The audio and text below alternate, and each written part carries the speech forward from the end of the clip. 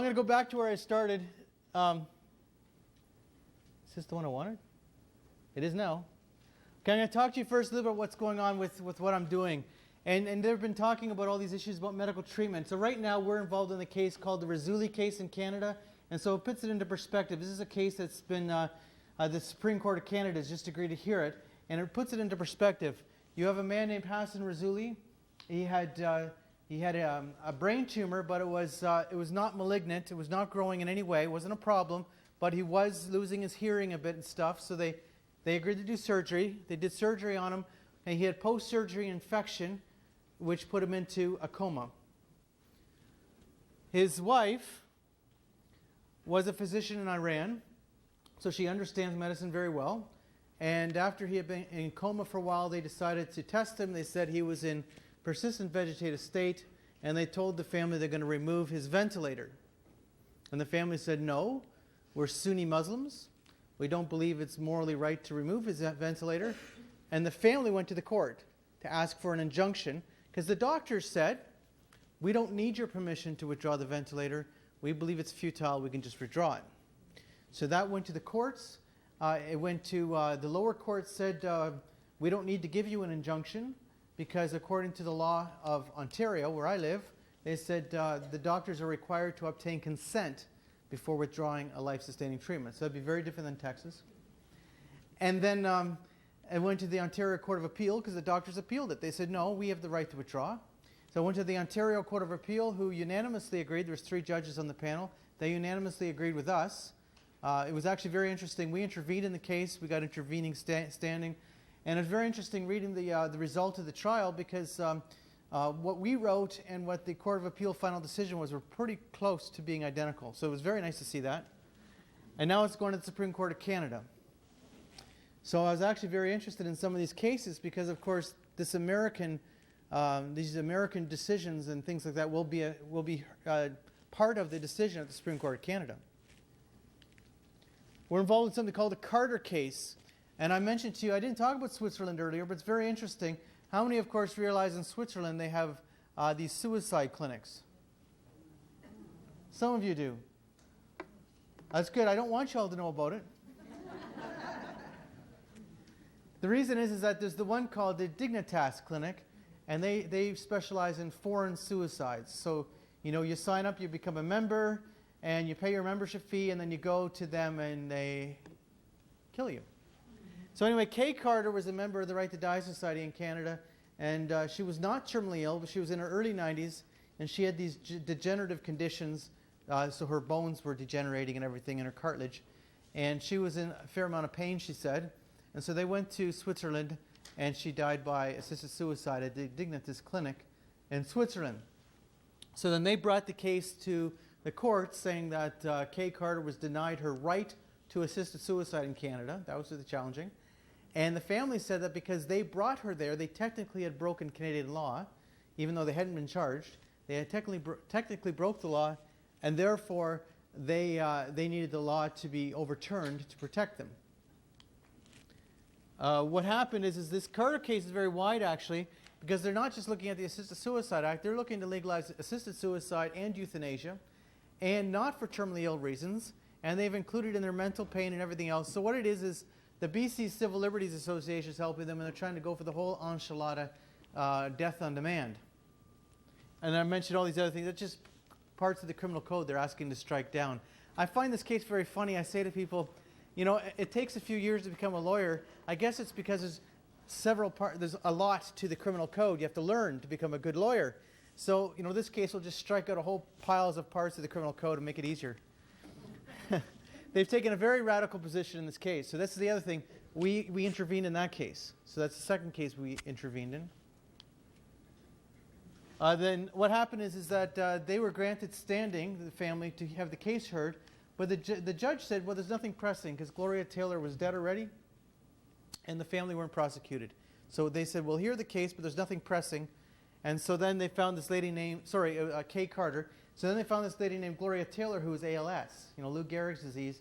And then the judge agreed that, oh, well, that's important. They fast-tracked it, and they heard it beginning in November. They heard it in November and December, and we're expecting a decision in the next week or so. Then there's the LeBlanc case in Quebec. So this is another one. We've applied for intervening standing in this one too. And this is a woman with ALS, and she's asking for assisted suicide through Quebec to strike it down. But remember, it's federal law they're asking to strike down. So if you're wondering what some of us do for a living, we're busy. Okay, this is where I ended last time. I didn't get into it. You should know all about the Final Exit Network if you're in Minnesota, because you're going to be hearing a case about it soon.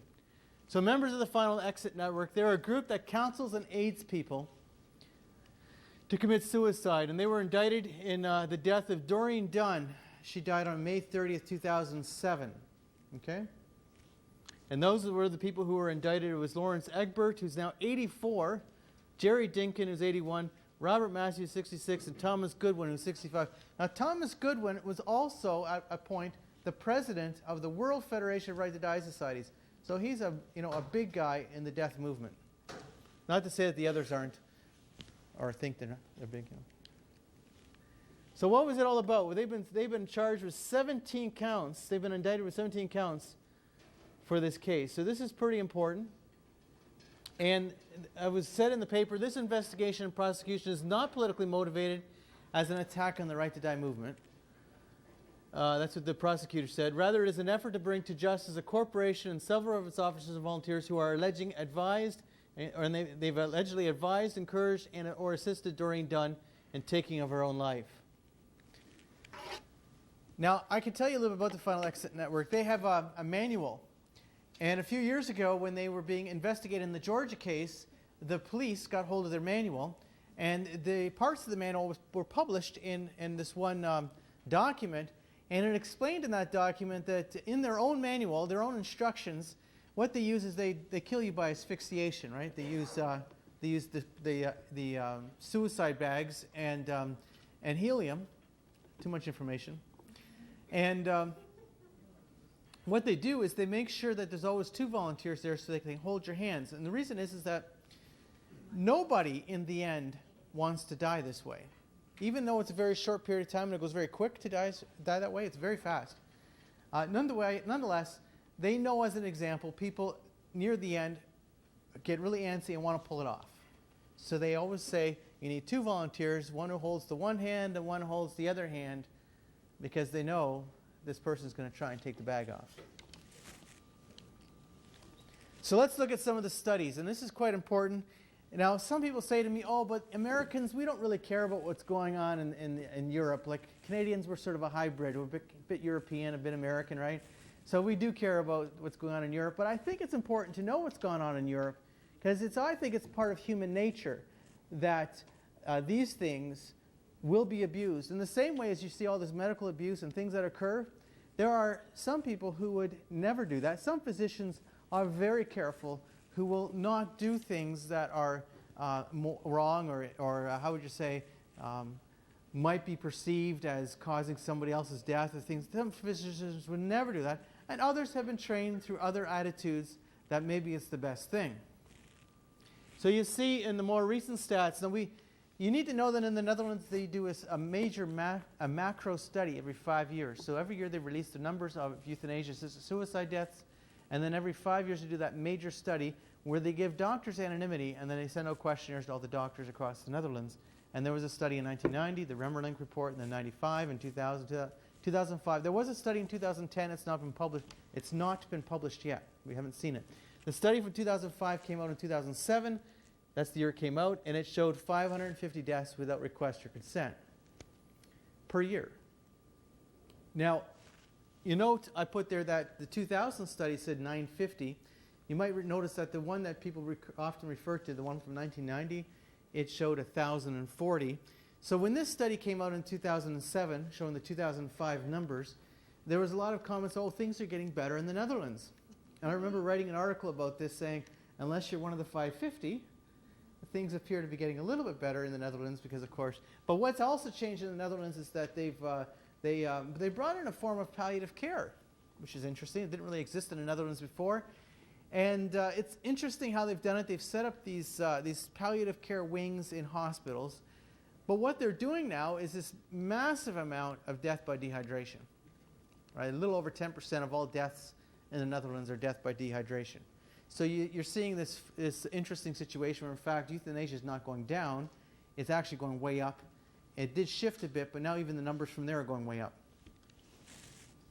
Deaths without request or consent. Most people would call that murder. Others might be calling it medical abuse. Some would say, why has no one been prosecuted? Belgium. Well, I already told you a little bit about Belgium. Belgium allows euthanasia only. There's two regions of Belgium, two main regions. You have the French and you have the Dutch regions, right, in Belgium. It's a split country that way. This study was published in the Canadian Medical Association Journal. It was just a study that they published. And it was on euthanasia deaths. Now, this was a very good study. I really like this because what the authors of the study did is they first looked at the coroner's reports and they determined that that was a euthanasia death from the coroner's reports. And then they sent the questionnaire to the doctor who did the act. So that's pretty good, right? You can't beat that, right? And they got 208 responses, and of the 208 responses, the doctors admitted that 66 of those deaths were without request or consent. I think that's substantial. It's 32%. That's huge. The other thing is of course, the study can't be argued. Now, there was, in the Canadian Medical Association Journal, there was a doctor who challenged the study saying, oh, surely, you know, these deaths might have been family members who are saying, well, you know, this person might not have ever written it down. This person's unconscious or whatever. They've never written this down, but this was part of this person's values, etc. And the author of the study did respond to that, saying, well, you're right. Often it could have been a family member. That's true. But the point of the response was there was no request or consent. That was the point. And whether families demanded it or not, the law says there must be request or consent. No one was prosecuted. Then there was a study by the same group done on nurses. So they sent questionnaires to nurses across Belgium. And they received 1,678 responses. So that's pretty good. Pretty good. And in that, there was the questionnaire. From the information from the questionnaire, they determined that those nurses had been involved with 248 euthanasia deaths, and 120 were done without request or consent. 45%. Now, this study might not be as good a study to follow, simply because it's possible that you have a bit of double reporting in there and things like that. It's possible there was two nurses involved. The importance of this is it shows you, first of all, nurses are involved in euthanasia. Nurses can't approve it in Belgium, according to the law at least, but they are allowed to do it. The study is very interesting when you look at it further, because when you analyze the information, it's quite clear that nurses are asked to do euthanasia when the case might be a little bit iffy, and the doctor decides, well, I'll just let the nurse do it.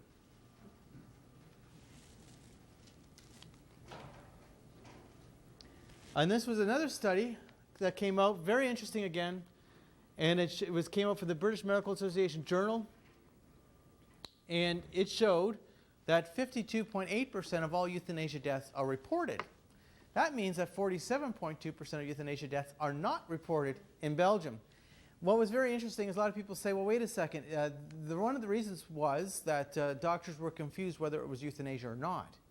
And so the point of it is they're doing the study and they're saying, well, first of all, Belgium does not define euthanasia as a specific act. It's an act to cause death, right? They do not put in, it doesn't say in the law, you must use this barbiturate and do it in this way. It doesn't say that, right? So the point of the study was, well, if you're intentionally causing death, then death is the result. That is euthanasia, and how often you're reporting. But even 93%, only 93% of the time, you say that's pretty good. 93% of the time when it was done in a traditional manner, meaning that they give you this muscle relaxant and then this barbiturate, 93% of that time they're reporting. I mean, 7% of the time when they're doing it in the obvious way that everybody would know about, they still didn't report. What's further important about this, when you read the study, they explain why they weren't reporting. 7% of the doctors said that they just don't report at all. They just don't. It's not necessary. They don't think it's our right to know or anybody's right to know. They just don't report. And then a bunch of doctors said, well, some of these cases, it'd be hard to discuss it with family and everything, and these were deaths without request or consent, and they don't report. Why don't they report? Because maybe they might get in trouble. Maybe it was questionable. So they just don't report. the point of it is that if you're not reporting it, then all the stats that we get from Belgium mean nothing. They mean nothing.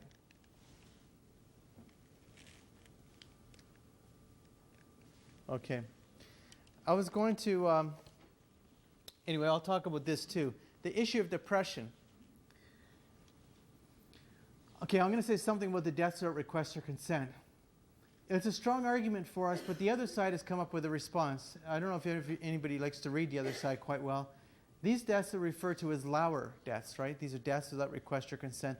The Dutch term they use for that is called Lauer. And their argument is that before legalization, in fact, there were more deaths without request or consent than there is now. That's what they argue. So they say before 2002, when they legalized euthanasia in either the Belgium or the Netherlands, that those numbers were much higher. And in fact, legalization has meant there's been fewer of those. Therefore, things are improving. That's how they argue it. They also argue that we are having lots of deaths without request or consent going on in our culture, and that we should not be judging them for their deaths without request or consent. And they literally do say that. They say that studies have shown that there's a certain percentage of deaths without request or consent going on in the United States. It's going on in Canada. There's a good response to that. There was a study done in the UK about 2005 on the very question of euthanasia that's being done. And they found that actually there was actually a very low number of euthanasia deaths going on in the UK. And they did this study by asking physicians through a questionnaire point of view, granting them full anonymity, and there was very little actually being suggested that was actually going on. Whether or not that was accurate or not, the point is that they're arguing that where it's legal, yes, it's still going on, but it's a lot less there than it is here, is what they're arguing with us. It's a very difficult point of view to argue. You'd have to have really good studies that compare apples to apples to do that. Nonetheless, the point is for them to say that when it's legal, it's safe, that's foolish. Okay, that's foolish.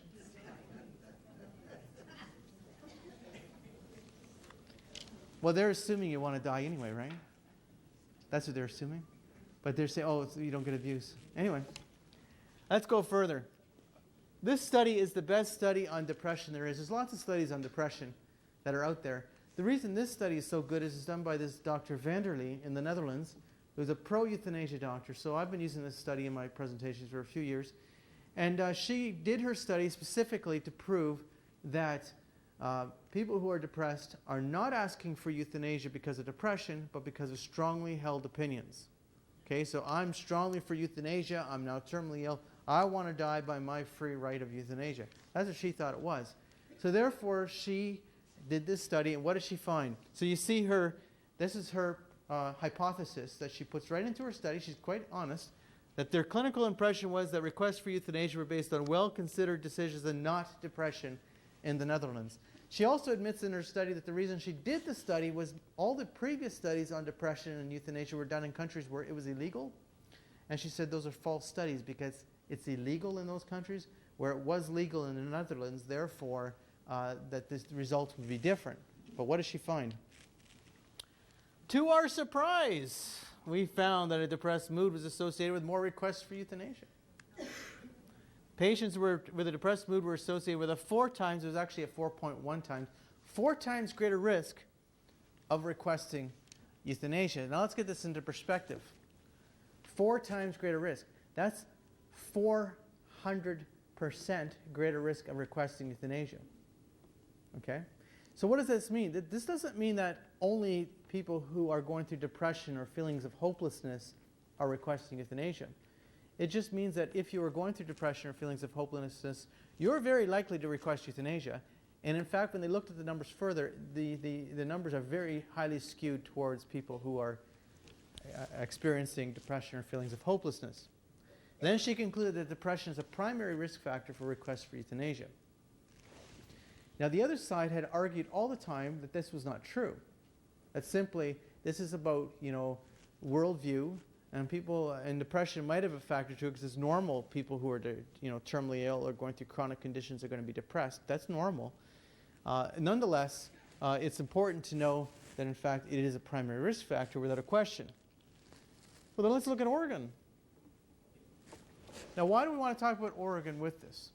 Well, one of the safeguards they have in the state of Oregon and in Washington State is that if someone is showing signs of hopelessness or depression, they're supposed to be, in the law, it suggests that they be sent for psychiatric or psychological assessment. Because, of course, in the states where it's legal, we're not going to assist the suicide of depressed people, right? Only competent people. So Linda Ganzini, who's not a friend of ours, Linda Ganzini, we always wondered where she stood. She was never quite clear about where she stood on the issue, but she was one of the lead witnesses in the Carter case in British Columbia, and in being a counter, when the lawyers were asking her questions on the whole thing, she admitted there were certain problems with the Oregon law and things like that, and etc. Her response was that, well, it's not that we should stop doing assisted suicide, it's that maybe it needs to be tweaked a bit. So obviously she's pro. Anyway, she did a study of people who had requested assisted suicide, and she looked at 58 people who had requested assisted suicide, and these are people who had gone to either Compassion Choices or asked their doctor, but they had joined the study.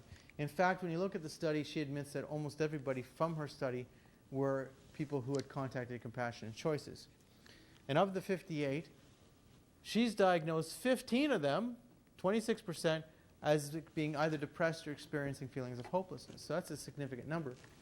So that doesn't surprise us, because people going through chronic conditions, long-term pain, or terminal illness, it's likely that they might feel depression. It's likely that they might have feelings of hopelessness. So that's not the surprising thing. The point of it is that of these 15, none of them were offered a psychiatric or psychological assessment by their doctors. Not one of them were. 3 of them did die by assisted suicide in the end. And the only reason she's then identified them as being depressed or under that category was because they joined the study. So the question is, are people who are depressed or somewhat incompetent dying by assisted suicide in the state of Oregon? The answer is yes, without a question. In 2007, which is the year that that study was being completed, there was 49 people who were reported to have died by assisted suicide in the state of Oregon. Now I say reported to because it's possible the numbers are out a tiny, tiny bit, right? Because there's no mechanism for assuring that all reports come in Oregon. There's no mechanism at all. None of them were offered a psychiatric or a psychological assessment, not one of them.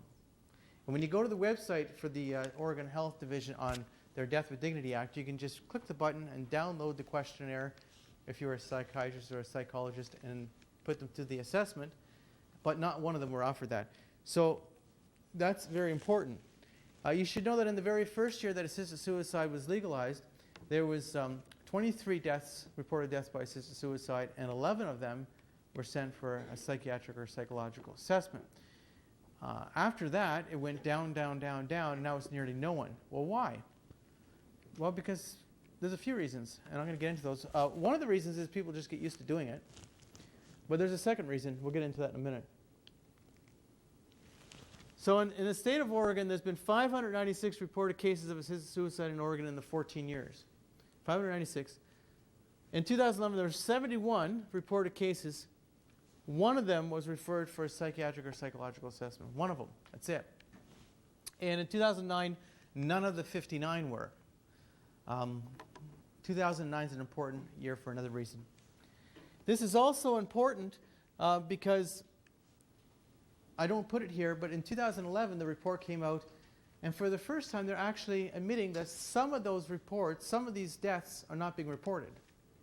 They know of 2 in particular that were not reported in 2011, and they mentioned that. But previous years, they just never mentioned it. So I guess they're finally deciding to look at the number of prescriptions, the number of dead people, the number of reports, and start trying to do some math and figure out what happened to it all. And they found that there were some reports that didn't come in 2011. I'm going to say something else too, which is important. Basing information on these reports is sort of difficult. What do the reports tell us? Well, first of all, who does the report? Who does the report? No, it's the doctor who prescribes the assisted suicide who writes the report. Okay? So doctor writes prescription for assisted suicide. Is doctor going to self-report if the person probably didn't qualify? No, doctors don't self-report. It's the same in the Netherlands. in the Netherlands and Belgium. Why are these doctors not sending in reports in Belgium? Well, first of all, no one's following up anyway. So, and if you've got a case which is a bit iffy, either you can report and lie on the report, because guess what? You're the one sending in the report anyway. Or you just don't bother sending it in at all. Why bother sending in a report if you're concerned about how they're going to treat you? Because maybe you did something wrong. Right? Here, the doctors do, so it's self-reporting. What do they report? Well, basically, we know the age of the people who died, we know their condition, things like that. We really, in the end, the reasons they're putting down, they're like the checkbox reasons, they really don't get down to the social context of why the person chose assisted suicide. But this is the other big reason that we have to be concerned about it. In 2009, Compassion Choices put in their annual report, and I haven't seen this in their annual report since. Maybe it's because a bunch of us picked up on it, that of the 59 assisted suicide deaths that year, 57 were done by them. 57 of 59, they did. So what does that mean? That means so-and-so may have contacted her doctor, and the doctor wasn't quite sure, but the doctor might have said, well, I'm not sure how all this works, I haven't done this before, but might have just given them the contact for Compassion Choices. The person contacts Compassion Choices, and all the rest is figured out from there, right?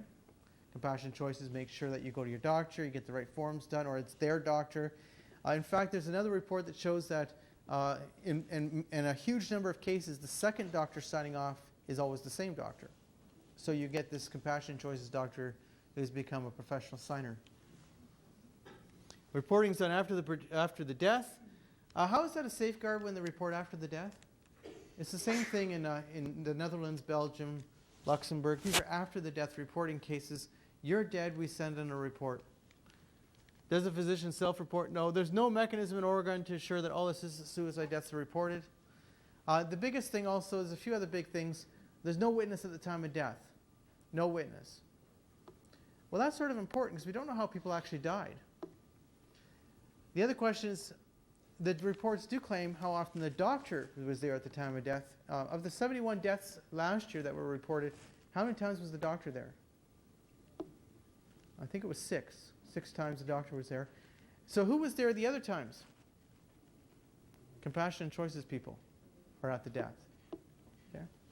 I should tell you about one other thing which is interesting. They're suicide parties. Have you heard about what they do? They're goodbye parties that they have. So let's say you get your prescription, and there's a 15-day waiting period. So you've got your prescription now, and you're feeling pretty good. So you've decided, well, we're going to see, how long life can take us. That's sort of nice. And 2 months has passed, and 3 months has passed, and 4 months has passed. And people are getting a little bit funny about this. Well, you've got your prescription. What are you waiting for? So what happens is they set up the goodbye party. And they've got a whole video on this.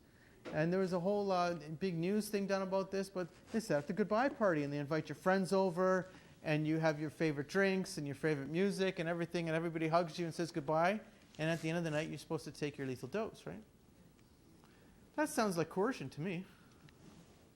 Yeah? Are they subject to autopsies, or are they waived because assisted suicide is permitted? Well, I don't know why they would do an autopsy if you took a lethal dose, because we know what the cause of death is.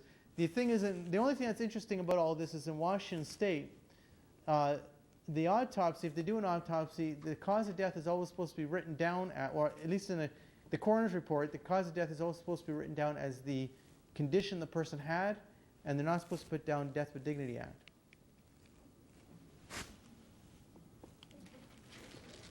Well, let's look at this. I mentioned about homicide, suicide in Idaho. Remember I mentioned that story about Idaho, what happened? Well, this is the study here. I referred to Donna Cohen. She's an expert on suicide, and she's well published. She's one of the leading experts. She did this study out of Florida. And she said, well, many of these cases were reported as a loving couple where one kills the other spouse for reasons of compassion. So it's like this. Man loves his wife so much that he kills her and then kills himself. The study found that in nearly all the cases, the spouse who does the act usually had a history of abuse, and resistance marks were usually found on the victim. I think it's quite clear that when this occurs, these are men who have a controlling nature to them, and their wives. And the other thing you need to know, women, is that in all of those 20 cases in the study, Donna Cohen's quite clear. She wasn't looking for it to be men killing their wives. She just took 20 good cases and studied them. Right? In all 20 cases, it was the man who killed his wife and then killed himself. And it doesn't mean that it never happens the other way. It's just almost impossible to find cases the other way. So watch out, ladies. The point of it is these are controlling men. Now their wife is sick, and for whatever reason they can't handle it, and they kill their wives and kill themselves. Well, you need to know about this. How many people know about the Groningen or the Groningen protocol in the Netherlands? There's a few hands. There's only a few hands? Okay, so this is the history of this, and I think you should know about it because it's if you legalize this stuff, it's coming to a neighborhood near you. So what happened is in the Netherlands, you first had judge-made law, right? Previous to 2002 in the Netherlands, all the legalization of euthanasia was done through the courts. So they had a couple cases that occurred. And if you don't believe me about the Groningen Protocol, you can go to the New England Journal of Medicine, March 10, 2005, and look it up. Everything I'm saying is completely accurate. So they had two cases in the mid-90s. One was of a child with trisomy 13, and another was of a child with spina bifida that were euthanized, and both went to the courts. Okay? Obviously, newborn babies cannot give request or consent. So what they did is, in both cases, those doctors were let off. You know, they're given a little, child was suffering, it was okay. And so the research that created the Groningen Protocol, and you have to read the Groningen Protocol to really get the gist of this, they based it on 22 children who had been born with spina bifida and who had been euthanized. And that's what they based the Groningen Protocol on. So this is about killing newborns with disabilities. That's what it's about. The other thing you need to know about it is the reason it exists is those court cases happened in the mid-90s, so you know that the doctors in the Netherlands were already routinely killing babies with disabilities by 2002. There had been a political trade-off in 2002 because the Christian Democrats, many of them opposed euthanasia. So in order to legalize it in 2002, the political trade-off was you couldn't euthanize somebody under 12. That's the political trade-off, right? But they'd already been doing it. So you couldn't do it under 12 according to the new law, but they'd already been doing it. So, of course, in the typical Dutch way, if you follow the protocol, then you can do it, right? I'm sort of Dutch, okay? So this is what the protocol says. The criteria is that the infant must have a certain diagnosis and prognosis. Remember, these are newborns we're talking about. Newborns with spina bifida. Does anybody here know people with spina bifida? Quite a few of you. Yeah, it was more common in the past before we eliminated them before birth. Yeah. Anyway, the fact of it is at birth, is it possible to determine the prognosis of that newborn child? Not at all, no. The infant must have hopeless and unbearable suffering. Well, they always throw that in. You know why that language is in there? To make you feel better. That child was going to have hopeless and unbearable suffering. People with spina bifida do not live with hopeless and unbearable suffering. They don't. Criteria 1 and 2 must be confirmed by at least one independent doctor. It doesn't matter. They could have put 3 independent doctors. It doesn't matter. The doctors who do the killing know the doctors who will approve. Right?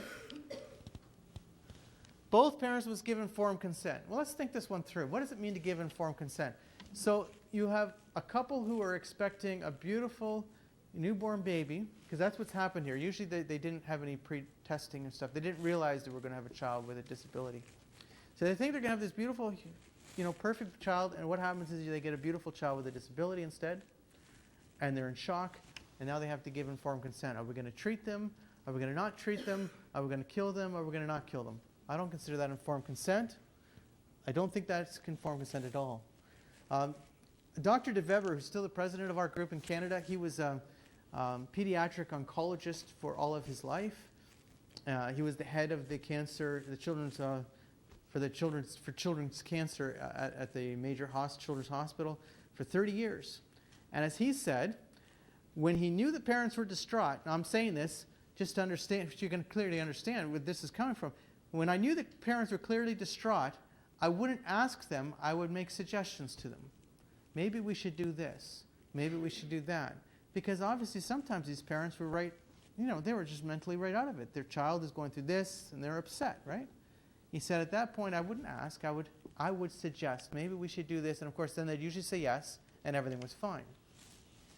The procedure must be carried out in accordance with accepted medical standard. When was it accepted medical standard to kill newborn babies? And then they must report it. Remember, babies dead when they send in the report, nobody was protected. What the reporting is about is to protect the doctors. Let's be brutally honest. And it's to make everybody feel good. We sent in our reports. We looked at it. No one's ever prosecuted anyway. Group 1. Well, Group 1 are infants with no chance of survival. Okay? So how they do it in the Netherlands is they put them on life support when they're born, and then they have a discussion on what to do. Now, people in the death lobby would probably think that this is a very reasonable thing to do. Child's born, no chance of survival. I believe there's a difference between killing and letting die. If a child has no chance of survival, we should care for them and let them die naturally. But this means we kill them. Well, let's look at Group 2.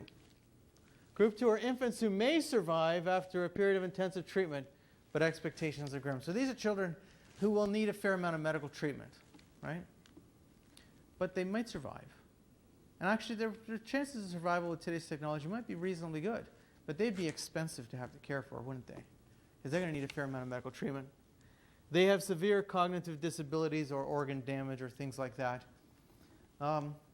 Once again, if they're going to die, if they were to die, I think there's a big difference in killing and letting die.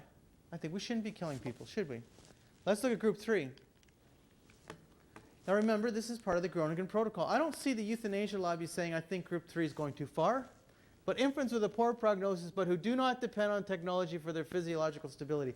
So these are babies that if you don't provide treatment for them, they're going to survive. You know the problem with them? They're disabled. They're better off dead, right? This group can survive without medical treatment, but is perceived as better off dead. And then they said, whose suffering is severe, sustained, and cannot be alleviated. What do they mean by suffering is severe, sustained, and cannot be alleviated? Once again, it's to make you feel better. We had to do this. We were caring parents. We had to do this. The child was going to suffer. We did the right thing.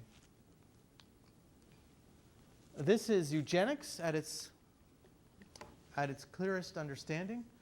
It's sad that in the Netherlands they have euthanasia, they have the Groningen Protocol. This is what it's all about. And I think this makes it very clear really what it comes down to, all these issues. These are newborns, but it's in the same thing if you had a dementia. The person with dementia, I mean a really advanced stage dementia, it's more that it bothers us seeing them like that than it bothers them. And the big discussion right now is eliminating their lives. Same idea. And remember, the concept of suffering in the document is not limited to current suffering, but also possible future suffering. And I always ask the question, how many in this room will experience possible future suffering? Yeah, that's what it's about. Keys to winning the battle. We must focus on the likely victims, focus on elder abuse. Why elder abuse? I didn't talk about that very much. I think my time's almost up, isn't it? 10 minutes? I have 10 minutes. Oh, I must have cut down. What is, why elder abuse? Well, I already explained that before. It's because we simply cannot, in this culture, for some reason, control it. We cannot protect elders because they're unwilling to report it. Why are they unwilling to report it? Well, maybe that's going to change in the next generation, that they will report it. Why? Because they feel they're being, because first of all, stats show that 70% of elder abuse is done by family or friends or somebody that person's dependent on. So what it is it's you experiencing abuse from either your son or your daughter or a close friend or somebody who you're dependent upon. And they don't want to report that because it might get worse. That's right, it might get worse. And so when so-and-so is asking for assisted suicide, or in so-and-so it seems to be indicating that they wouldn't want any further medical treatment because they don't want to be a burden on their children, is it a sign of abuse?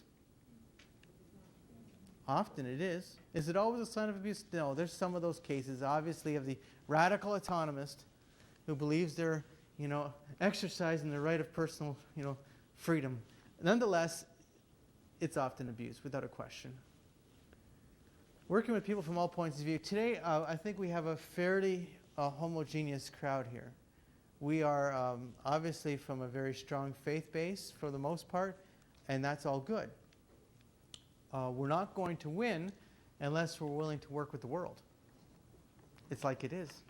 So the fact of it is that one thing that's made me successful in Canada has been the fact that I work very closely with the disability community. And for instance, the Council of Canadians with Disabilities and us worked very, very much as a team on several issues.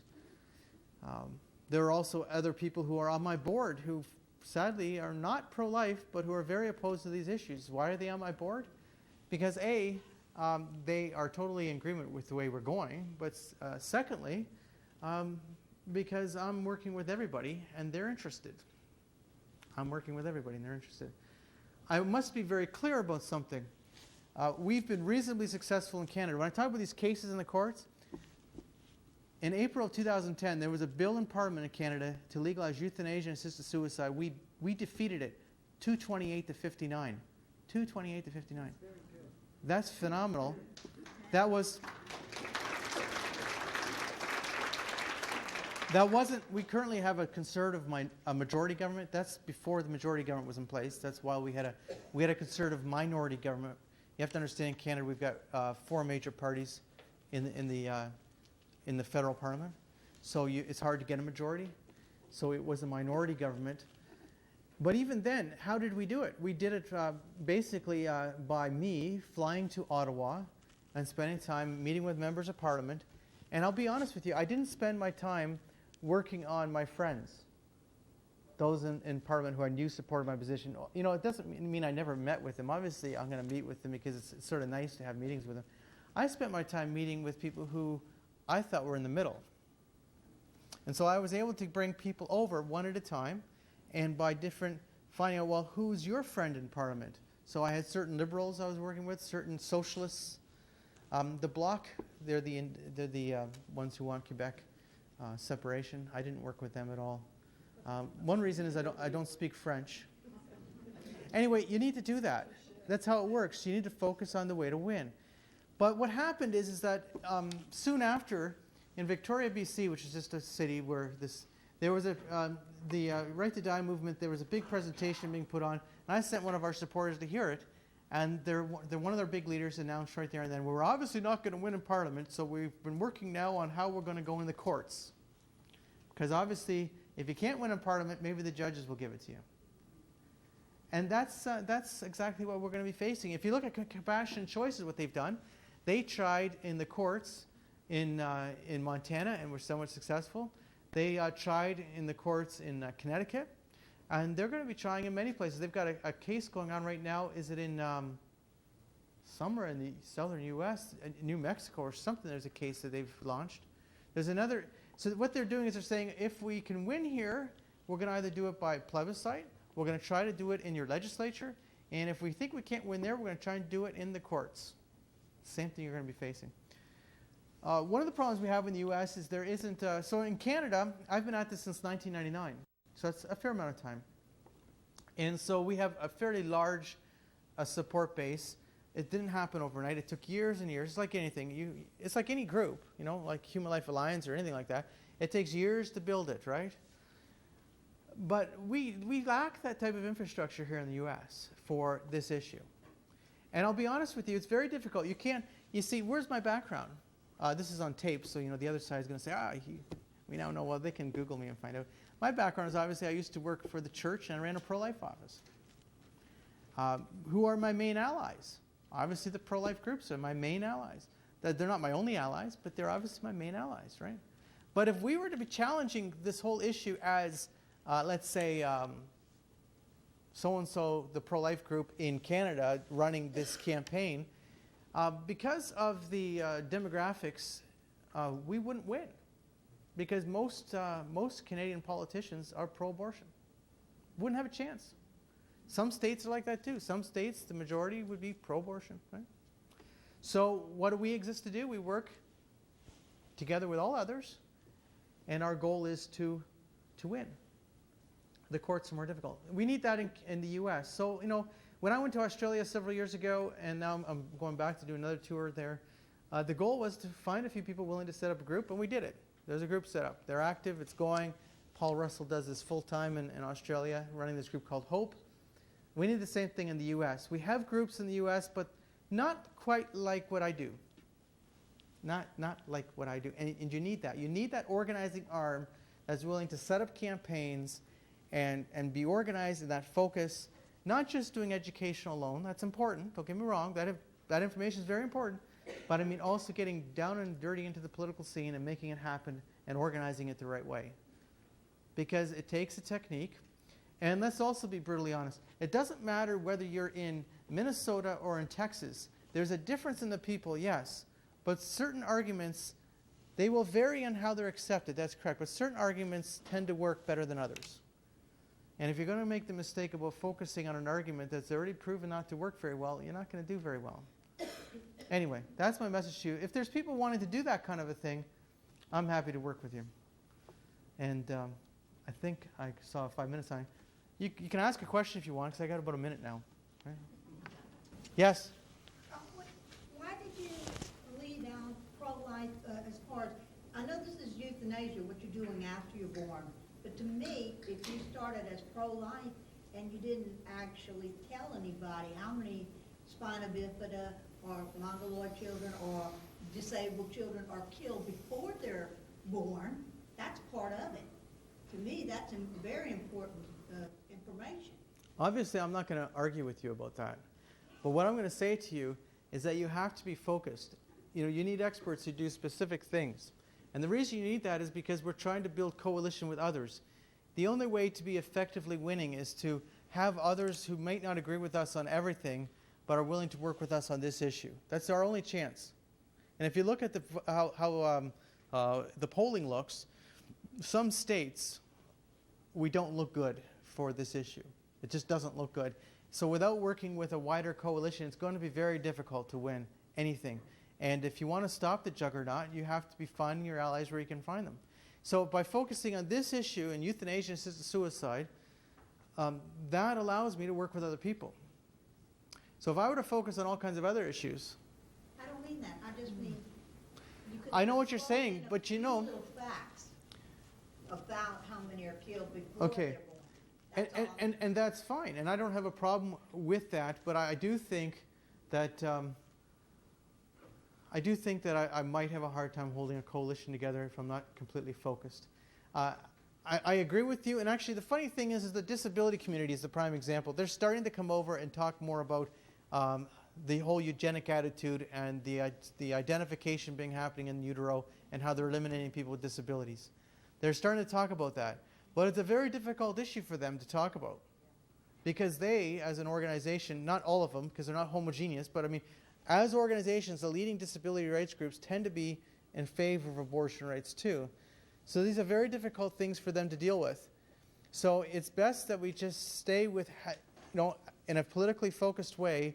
It just means that it's the most expedient way at this time to hold back the juggernaut. That's what I'm saying. And I'm going to continue that way. Yeah? You say you have certain arguments that tend to work better than others.